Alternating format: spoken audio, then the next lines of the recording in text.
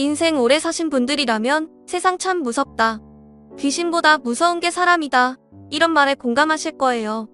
당장 간쓸게라도 빼줄 것 같던 사람이 배신하는 것도 무섭고, 그렇게 인자하던 사람이 갑자기 돈 앞에서 눈 돌아가는 것도 무섭고, 가족보다 더 가족 같은 사람이 왼수보다 더 무섭게 변할 때가 있잖아요. 저는 40년 조금 넘게 살면서 귀신보다 더 무서운 사람을 만나 죽을 뻔한 경험이 있습니다. 먼저 제 소개를 좀 해드리자면, 저는 40대 초반의 모태솔로 남자입니다. 태어나서 단 한 번도 여자와 데이트를 한 적도 없고, 어머니 외엔 여자에게 사랑을 받아본 적도 없습니다. 왜냐면 제 외모가 좀 많이 흉측하기 때문이에요. 못생겼냐고요? 네, 정말 못생겼습니다. 아침에 제 얼굴을 거울로 보면 한숨이 나올 정도니까요. 거기에 안 좋은 조건이란 조건은 다 갖췄어요. 유전이라 고등학교 때부터 머리가 듬성듬성 빠지기 시작했고, 일하는 분야가 컴퓨터 관련 일이라서 매일 앉아서 일을 하다 보니 살은 제가 봐도 흉할 정도로 쪘습니다. 그래서 더욱더 여자를 만나기 힘들었어요. 물론 애초에 외모를 포기했던 건 아니에요.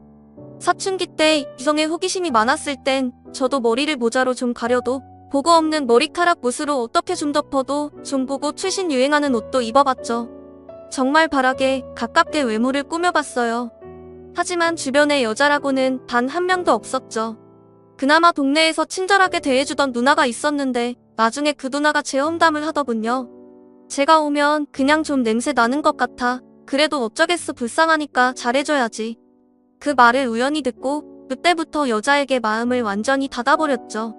내 팔자에 여자란 없다란 생각에 정말 수도승 마냥 이성에 대해 호기심을 완전 막아버렸어요.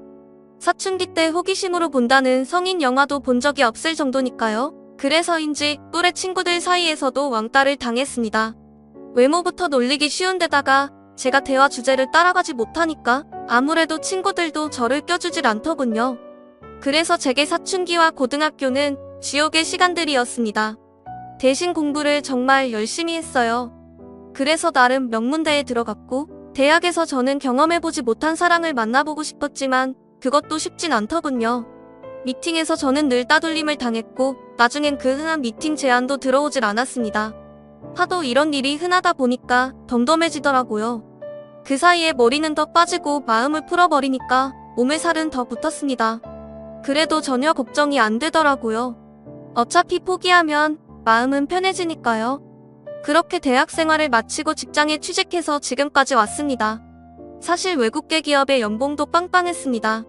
제가 여자운은 없지만 이상하게 돈복은 많은지라 업무도 탄탄대로였고, 투자하는 주식이나 사둔 땅은 계속 돈을 낳아서 제 나이에 나름 돈 좀 만지는 사람이 됐어요. 솔직히 직장 다니는 게 취미가 될 정도로 돈을 꽤 많이 모았습니다. 근데 정말 인생을 재미없게 살았던 거죠. 사랑 때문에 울어본 적도 없었고, 남자 때문에 가슴 아파본 적도 없었으니 일상이 심심했어요. 남들처럼 노래방 가서 헤어진 여자 생각하며 질질 눈물 짠 적도 없어요. 그러다 보니 발라드 음악을 들어도 별 감흥도 없고, 그냥 마음 맞는 남자애들이랑 술집에 가거나 혹은 아가씨들을 만날 수 있는 장소에 가더라도 저는 늘 찬밥 신세였습니다. 정말 내가 내 돈 대고 노는 곳에서도 눈치를 볼 정도로 외모에 대해서는 늘 주눅든 삶이었어요. 물론 집에서는 항상 성형수술해라, 운동해서 몸을 가꿔라 잔소리를 했습니다. 하지만 한번 마음이 다치니까 굳이 제 외모를 가꾸고 싶지도 않고 혼자 사는 게 점점 편해지더라고요. 게다가 직장 이렇게 다니다 보니 돈을 쓰지도 않고 늘어난 거니 제 자신에게 점점 투자하는 것이 많아져서 집도 좋은 곳에 사고 부모님께 돈도 넉넉하게 드리니까 잔소리도 줄어들게 되더군요. 그 이후로 저는 더 혼자 사는 삶에 익숙해졌죠. 그렇게 잘 버티며 살고 있었는데 제 삶을 완전히 송두리째 바꾼 사건이 생긴 겁니다. 그날도 퇴근하고 돌아와서 집에서 남은 작업을 좀 하고 있다가 제 밑에 일하는 서포트 직원에게 카톡으로 지시를 내리고 있었습니다. 근데 갑자기 속이 답답하고 머리가 띵해지면서 앞이 뿌옇게 되는 겁니다. 순간 왜 이러지 싶었는데 그 다음에 의식이 없더군요. 그리고 눈을 떠보니 병원 응급실인 겁니다. 눈앞에 누가 괜찮냐고 물어보는데 그 이후로는 기억이 안 나는 거예요. 그리고 다시 잠이 들었나 봅니다. 다시 눈을 뜨니까 제가 고급 병실에 누워있더군요. 어머니가 옆 침대에서 주무시고 계셨고요. 제 몸엔 온갖 링거와 치료제 같은 약물들이 덜렁덜렁 매달려 있는데 도대체 영문을 모르겠는 겁니다. 그래서 힘겹게 소리를 쳤더니 주무시던 어머니가 일어나시더니 의식이 돌아왔다며 좋아하시는 겁니다. 그래서 자초지종을 물었죠. 알고 보니 제가 일하던 도중 뇌출혈로 쓰러졌다는 거예요. 다행히 심각한 수준은 아니었지만 만약 계속 방치했으면 사망에 이를 수도 있었다는 겁니다. 카톡을 주고받던 직원이 업무는 빨리 해야 하는데 제가 카톡으로 답변은 안 하고 그래서 전화도 해봤지만 답변이 없어서 혹시나 하는 마음에 119에 신고를 해줘서 제가 살았다는 겁니다. 정말 하늘이 저를 살리고 그 직원이 저를 살린 셈이죠. 어쨌든 당분간 입원 치료를 해야 했기에 병원에 있었는데 정말 돈이 좋긴 좋더군요. 1인실에 최고급 서비스를 받으며 의사들이 줄줄이 들어와서 매번 안부를 묻고 제 전용 벨도 있고 어쨌든 무슨 호텔에 온 줄 알았습니다. 그때 제 눈에 들어온 여성이 있는데 바로 병실에 드나드는 간호사였습니다. 정말 꿈에서나 보던 이상형의 간호사였어요. 조금만 외모에 자신 있는 남자라면 틀림없이 전화번호를 물어보고 싶어지는 여성이었죠. 어찌나 외모가 아름답고 행동도 너무나도 여성스러워서 보는 내내 미소가 지어졌습니다. 하지만 저는 외모에 자신도 없고 이미 마음의 벽을 두 겹 세 겹으로 쌓은 인간인지라 절대 내색하지 않았죠. 어차피 저 간호사도 내가 말을 걸어봤자 나를 괴물로 생각할 거야 이렇게 스스로 생각하고 있었습니다. 그리고 간호사와 굉장히 사무적으로 대했지만 어느 정도 안면이 트일 때쯤이었어요. 저도 많이 호전된 상태라서 병실에서 노트북으로 간단한 업무 정도는 하고 있을 정도였죠. 그때 그녀가 넌지시 묻더군요. 혹시 아버지가 재벌이세요? 뜬금없는 질문에 무슨 말이냐고 물었더니 그녀가 간호사들끼리 내기를 했다는 겁니다. 하루 병실값이 엄청 나오는 곳을 이렇게 오랫동안 쓰는 걸 보면 재벌가 아들이거나 아니면 로또 맞은 사람일까라는 거예요. 하긴 제가 생각해도 간호사들이나 의료진들이 그렇게 생각할 수도 있을 것 같더군요. 최고급 병실에 계속 눌러앉아 있지 그렇다고 졸부마냥 갑질하는 것도 아니고 매일 노트북으로 뭔가 두들겨대고 누군가에게 전화로 지시를 내리니까 재벌 2세나 3세 정도로 보일 수도 있었겠죠. 그 말을 듣고 웃음이 픽탁 나오는데 그녀가 더욱더 사랑스럽게 보이더군요. 그래서 아닙니다. 저는 자수성가한 사람이에요. 이렇게 짧게 대답하고는 하던 일에 몰두했습니다. 그런데 그 이후로 자꾸 그녀가 눈에 들어오더군요. 그리고 그걸 의식하기 시작하니까 그녀의 행동 하나하나가 의미 있게 느껴지는 겁니다. 그냥 윙건호로 온 건데도 날 보러 온 건가? 혼자 망상에 빠지기도 하고 중간에 관광 체크하러 올 때도 괜히 거울을 한번 보며 그녀를 기다리게 됐습니다. 그런데 더욱 결정적이었던 건 어머니가 그녀를 좋게 보시더라고요. 은근히 그 말을 들으니까 그녀에게 용기를 내보고 싶어졌습니다. 어릴 적 동네 누나에게 고백할까 말까 고민한 이후로 두 번째로 여자에게 데이트 신청을 할까 말까 고민한 순간이었죠. 그래서 간호사 그녀가 온 순간에 은근히 물어봤습니다. 보통 일 끝나고 뭐 하세요? 그녀는 대수롭지 않은 표정으로 피곤해서 집에 가서 잔다고 하다군요. 여자를 좀 만나봤거나 용기 있는 남자 같으면 나중에 저랑 식사라도 할래요? 이런 식으로 대화를 이어갈 텐데 저는 용기가 없어서 그녀가 피곤해서 잔다는 말에 네 하고 아무 말도 못했습니다. 그런데 그녀가 답답했는지 갑자기 왜요? 퇴원하면 저 맛있는 거라도 사주시게요? 이러는 겁니다. 그 말을 듣는 순간 저도 모르게 기뻐서 네라고 대답을 했습니다. 누군가가 먼저 밥을 먹자는 제안, 그것도 짝사랑하던 이상형의 여인이 먼저 밥을 먹자고 하니까 세상을 다 얻은 기분이었습니다. 그렇게 점점 그녀와 가까워졌고 제 삶에도 희망, 긍정, 기쁨, 행복 이런 단어가 찾아오더군요. 그렇게 그녀와 저는 병실 데이트를 몰래 이어갔습니다. 아주 짧지만 그녀가 잠시 병실에 들리면 이런저런 이야기도 나누고 퇴원하고 어디 갈까 계획도 세웠죠. 물론 정상적인 연인들처럼 알콩달콩 데이트를 한 것이 아니라서 조심스럽게 나중에 뭐 하자 이런 간단한 대화였지만 적어도 그녀가 저를 싫어하진 않는다는 걸 알았으니까 저에겐 너무나도 기쁜 순간들이었습니다. 그렇게 시간이 흘렀죠. 의사가 퇴원하란 말만 없었으면 병원에서 평생 살고 싶었지만 일단 병실을 나왔습니다. 물론 그녀의 연락처도 받았고 가까운 시간 안에 밖에서 그녀를 만났습니다. 매일 간호복 입은 그녀를 보다가 사복 입은 그녀를 보니까 심장이 콩콩 뛰면서도 한편으로는 머리도 벗겨지고 배 나온 제 모습이 초라해 보이더군요.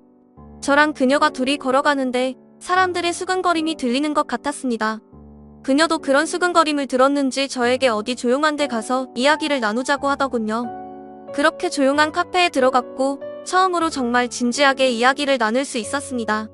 그녀의 어머니는 신장에 문제가 있어서 아프시고 아버지는 사업가였지만 사업이 망한 후 집안 사정이 어려워서 그녀가 거의 가장 노릇을 하고 있다는 겁니다. 매일매일 무료하게 병원 생활을 하며 지냈는데 그녀가 나타나서 간호사들 사이에서 제 정체가 나름 이슈가 됐었다는 거예요. 그래서 자기가 용기를 내어 물어봤고 이렇게 만나게 됐다는 거죠. 그 말을 들어보니 나도 누군가에게 관심을 받을 수 있다는 게 신기하기도 하더군요. 그래서 그날 첫 만남 때 제가 아는 모든 정보를 다 동원해서 최고급 푸코스로 그녀를 즐겁게 해줬습니다. 가장 전망 좋은 레스토랑에서 식사를 했고 가장 좋은 와인으로 그녀의 입을 즐겁게 해줬습니다. 최고급 차로 그녀를 집에 데려다 줬고요. 그녀는 부담스럽다 하면서도 내심 좋아하는 눈치더군요. 그래서 헤어질 때쯤 용기를 내서 물어봤습니다. 근데 저랑 계속 만나주실 건가요? 그러자 그녀는 말없이 고개를 끄덕이더군요. 그렇게 우린 연인이 됐습니다. 제 인생에 단 한 번도 꿈꿔본 적이 없는 기적 같은 일이 매일매일 생기게 된 거죠. 그녀가 비번인 날엔 회사에 찾아오기도 했고 그날은 회사에 난리가 난 날이기도 했습니다. 회사 사람들이 이게 무슨 일이냐며 기겁을 했을 정도였죠. 하긴 그럴만도 했습니다. 매일 일만 하는 찐따 직원이 어디서 미스코리아 뺨치는 여자친구를 데려왔으니 회사가 뒤집어질 만도 했죠. 모두들 수군대고 저에게 와서 비결이 뭐냐고 묻는데 어깨가 으슥해지는 겁니다. 옛말에 아내가 이쁘면 처갓집 말뚝만 봐도 절을 한다더니 그 말을 실감하겠더군요. 저의 자존심을 높여주는 그녀를 위해 제가 못할 일은 없었습니다. 그리고 숨길 것도 없었죠. 제가 가진 모든 것을 보여주고 알려줬습니다. 그녀 역시 자신의 모든 것을 저에게 줬으니까요. 정말 행복한 순간이었습니다. 그래서 하루는 그녀에게 물어봤어요. 나도 얼굴 싹 고칠까? 근데 너무 안 어울리는 외모잖아 그랬더니 그녀는 제 얼굴을 하염없이 쓰다듬으면서 난 자기의 이 얼굴이 너무 좋아 다른 사람이 가질 수 없는 얼굴이잖아. 그래서 당신만이 가진 거고 그래서 나만의 사람이 될 수 있는 거잖아. 그러니까 외모 신경 쓰지 말고 이젠 건강에 신경 써 이렇게 이야기해주는데 스르르 간 녹을 남자가 어디 있을까요? 그 이후로 저는 그녀에게 더욱더 최선을 다했고 그녀가 하라는 것은 다 하게 됐습니다. 모르는 사람 눈엔 제가 그녀의 노예로 보였을 수도 있을 겁니다. 하지만 노예로 불려도 좋았어요. 저는 그녀에게 푹 빠졌으니까요. 그렇게 그녀와 만나게 된 후 2개월 정도 지났을까 그녀는 결혼을 빨리 하자고 하더. 저는 그녀에게 푹 빠졌으니까요.